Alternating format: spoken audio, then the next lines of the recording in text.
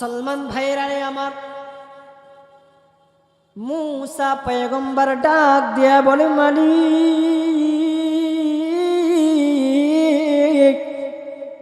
এই জামানার বর্তমান আল্লাহর ওয়ালাকে আমারে দেখাইবানি।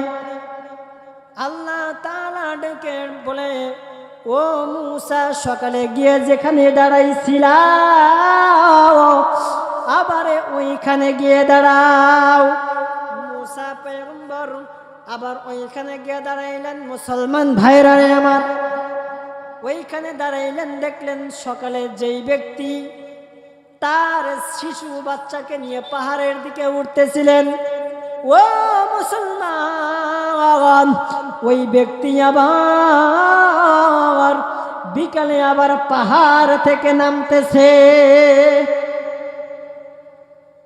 মুসলমান ভাইরা আমার, দেখেই বুঝতে পারলেন এটা এই জামানার আল্লাহ ওয়ালা। আল্লাহর কাছে গিয়ে বলেন, মালিক,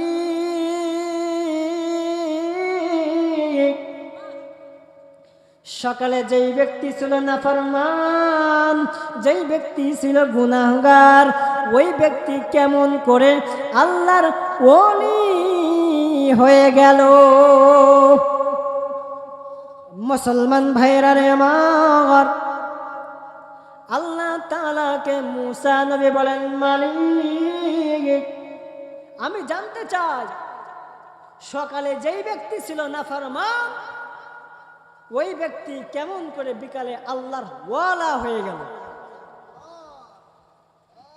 মুসলমান ভাইরা আমার, খুব মনোযোগ সহকারে কথাগুলো শুনবেন। আল্লাহ তাআলা মুসা পয়গম্বরকে ডাক দেয়া বলে, তুমি শুনতে চাও? বলে, হ্যাঁ আমি শুনতে চাই। বলে, শুনবা? বলে, হ্যাঁ আমি শুনবো। তাহলে যাও, ওই পাহাড়ে চলে যাও। তখন মুসা পয়গম্বর ওই পাহাড়ে চলে গেলেন। মুসলমান ভাইরা খুব খেয়াল করে শুনবেন।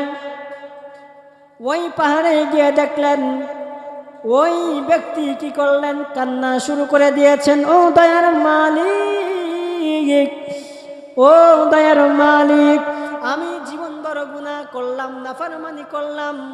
ও দয়ার মালিক, আমি নাফরমান, আমার মতো এই পৃথিবীতে নাফরমান আর কেউ নাই, আমার মতো গুনাহগার আর কেউ নাই। দয়ার মালিক, ও দয়ার মালিক, তুমি আমারে মাফ করে দাও।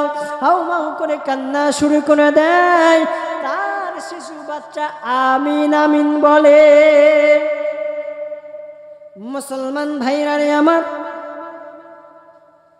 এমন কান্না শুরু করে দেয়, 40 দিন যাবৎ শুধু কান্না আর কান্না, চোখ দিয়া পানি বের হয়, আর কান্নার কারণে আর চোখ দিয়া পানি বের হয় না, শুধু রক্ত আর রক্ত, শরীরটা